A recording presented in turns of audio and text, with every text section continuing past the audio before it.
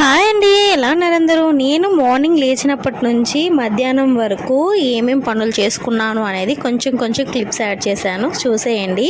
Morning లేవగానే first చేసే పని అయితే పాపకి విటమిన్ డ్రాప్స్ వేయడం. అండ్ ఇంకేం పనులు చేయవా అంటే చేయనండి.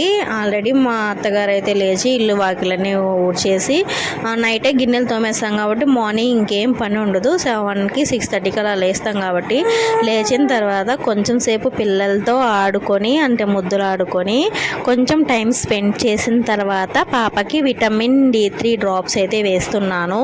చిన్నప్పుడు మా పెద్ద పాప అసలు తాగేది కాదు, కానీ మా చిన్న పాపకు పోస్తుంటే మాత్రం ఇప్పుడు కావాలి అంటుంది.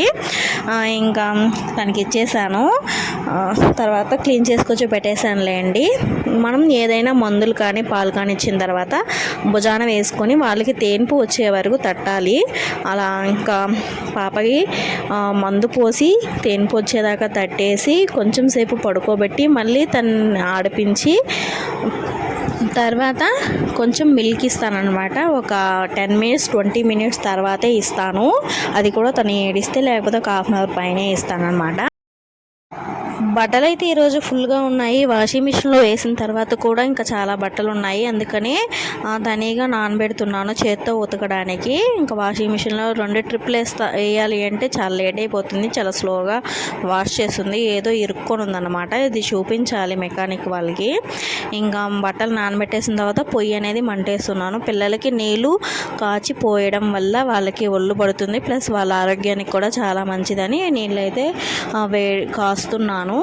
ఇంకా నీళ్లు కాగుతూ ఉంటాయి. తర్వాత నేను టిఫిన్ అనేది తయారు చేస్తాను అనమాట. అంటే దోశలు ఇడ్లీలు ఏదో ఒకటి పోసుకుంటాం, దానికని చట్నీయో కారమో ఏదో ఒకటి ప్రిపేర్ చేసేస్తాను. ఇక్కడ నీళ్లు కాగిపోతాయి, అక్కడ బట్టలు నానిపోతాయి.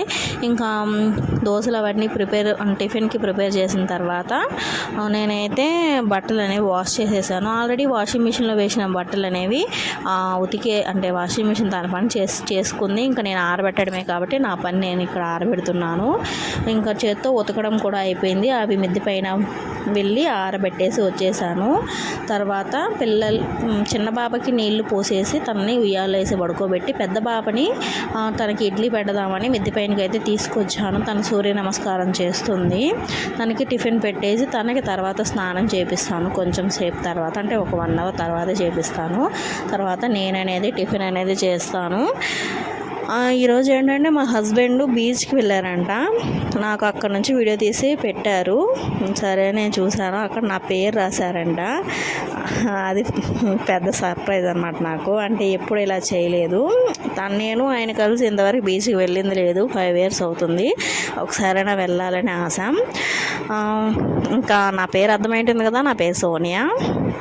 ఇంకా మా పాప అయితే ఇక్కడ మునగాకు వలుస్తుంది. మధ్యాహ్నం తాలింపులోకి మునగాకు. అండ్ ఈరోజు 2 తాలింపులు అన్నమాట. మునగాకు తాలింపు ప్లస్ ఏంటది మర్చిపోయానండి, అదేంది దొండకాయ తాలింపు అన్నమాట. 2 తాలింపులు చేస్తున్నాము. మునగాకు ఒలం అంటే కాడలు ఆకులు అన్నీ దాంట్లో పురుగులు ఏముంటాయో తెలియదు. ఇంకా నేను మళ్ళీ దాన్ని చూసి మళ్ళీ నేను నీట్గా ఒలుచుకోవాలన్నమాట. 2 ఫ్రైలు ఈరోజు. ఎందుకో మునగాకు తినాలనిపించి కొంచెం మునగాకు ఒలుచుకున్నాము. మా ఇంట్లోనే మునగాకు చెట్టు కూడా ఉంది. ఇంకా పప్పు, ఏ పప్పు, ఆకుకూర పప్పు, చిర్రాకు పప్పు అంటారులేని కొంచెమే వేసాను. ఆకు ఎక్కువ కూడా వేయలేదు. ఒక కట్ట తీసుకుంటే 2 రోజులు వాడుకుంటాం దాన్ని. ఫ్రిడ్జ్లో అలాగే అంటే అది చెమ్మ లేకుండా ఉంటే ఎన్ని డేస్ అయినా ఉంటుంది. ఒక 1 వీక్ దాకా ఉంటుందన్నమాట. ఇంకా సడన్గా ఎందుకు ఫుల్ వర్షం వచ్చేసింది. ఆరబెట్టిన బట్టలన్నీ సగం ఆరాయి, సగం ఆరలేదన్నమాట. వర్షం సడన్గా వచ్చేసింది. ఇంకా వంట కూడా అయిపోయిందండి. వంట అయిపోయిన తర్వాత ఇంకా తినేసి కొంచెం సేపు సీరియల్ చూస్తాను. 2-2:30 వరకు సీరియల్ చూసి మళ్ళీ పిల్లలు కొంచెం సేపు పడుకొని ఉంటే నేను కూడా పడుకుంటాను. లేకపోతే ఇంకా వాళ్ళని ఎత్తి పెట్టుకొని ఆడిపించుకోవడమే ఇంకా రొటీన్. ఉతికి పెట్టిన బట్టలు మడుచుకోవడం, ఇల్లులు ఉడుచుకోవడం, గిన్నెలు తోముకోవడం, ఏదైనా నీట్గా లేకపోతే సర్దుకోవడం. మా పిల్లల బట్టలు వీక్లీ 2 times అయినా సర్దుకుంటూ ఉండాలి, లేకపోతే చిందరబందర అయిపోతుంది. నేనే దాన్ని మళ్ళీ తీసేది, మళ్ళీ నేనే సర్దుకునేది.